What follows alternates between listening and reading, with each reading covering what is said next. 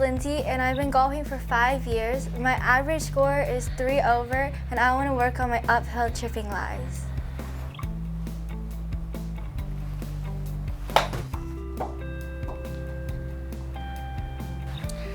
So hi, Lindsay. I'm excited to be here with you tonight. So let's talk about short game for a second here. So how do you feel on a 1 to 10 scale, how your short game is at? What would you rank it? 10 being really good, 1 obviously being terrible. Where would you rank yourself? 6. 6, that's pretty good, above average. So you do struggle with uphill lies, right? Okay, you're not alone. The average golfer does struggle with it because I think what the tendency is when we start learning how to chip, everybody will tell, let me borrow your club here if you don't mind. Everybody is taught to lean a little bit on their lead side. So she's a right-handed player. Lead side will be her left leg. And they would actually, lean a little bit and have more weight on the left side and kind of hit down on the ball with a lot of shaft lean. So I've seen a lot of, beginners or junior players. Well, she's an elite player, but sometimes that does carry over. Sometimes where even into a hill, they will lean into their lead side. When you're hitting uphill or you're hitting downhill, it's really important that you become part of that slope. So what does that mean? So Lindsay, what that means is, imagine that I am going uphill here as I'm looking at this, okay? And if I'm trying to hit an uphill shot, the last thing I want you to do or anybody out there to do is to lean left and then try to chip it.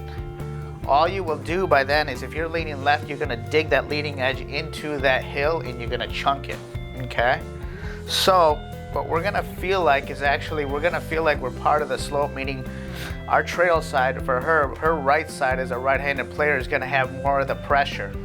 So she's gonna kind of be leaning back, making sure her shoulders are level or same as that slope that she's hitting up on, okay? As you're in that position here, you're gonna feel the club kind of going a little bit, it's gonna feel like a little bit in to out, okay? And you're gonna slide that face up the hill. Now depending what kind of shot, if you want it a little bit higher or lower, the ball position is gonna matter a little bit, okay? But since we're here in the studio today, we're gonna calculate it that you're doing this a little bit correctly based on your side spin, okay? I wanna see a little bit of a left spin on that ball, okay? Because your tendency, and I've seen you before, is that spin ball is gonna go right, okay? If we're coming out to in and a little bit steep on that ball, it is gonna spin to the right. So I want a little bit of left spin, so let's go ahead here. And let's recreate this. How I want you to recreate this, I do have this kind of cool little device here, which I'm gonna go ahead set up to this ball. I'm gonna insert it on her left foot here. Go ahead and roll your foot to the inside. There you go, good. And I really don't want too much pressure on that lead side. I want ever so slightly. And now go ahead and swing a little bit in to out. We're gonna have a little bit left spin on that ball. There we go, very nice. That is a great shot right there, perfect. Really good stuff right there. So as we pull up the number here on the screen,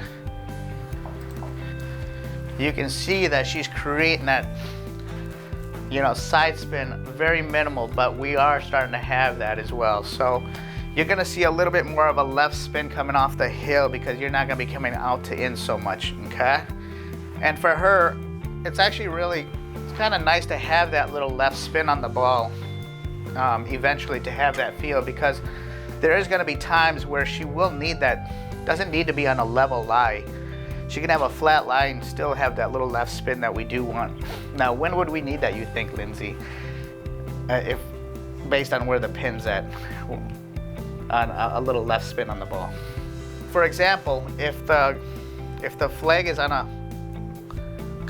little bit of a slope and we're hitting into it, we don't want to be cutting it into that and then it's going to roll further away, right? We want to kind of roll it into that hill, okay? So that's the important part. That's why we're working on this too. So let's go ahead and hit that one more time.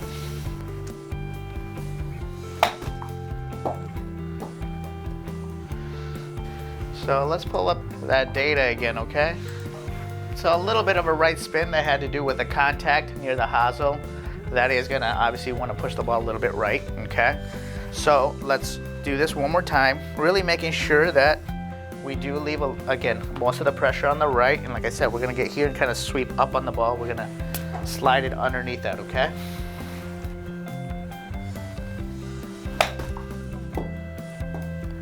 Okay. So that one did have a little bit of a right spin again. So this goes back to kind of like a full swing. So let's go ahead and set up one more time.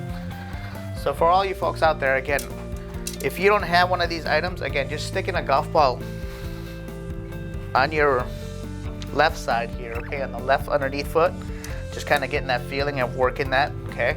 You can use a golf ball out there, but then also making sure that you can use an alignment stick around the chipping area to make sure that we're going a little bit in to out. So let's go ahead and hit this shot right here.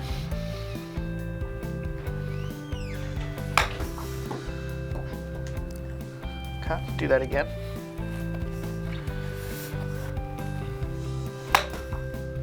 There we go, very nice.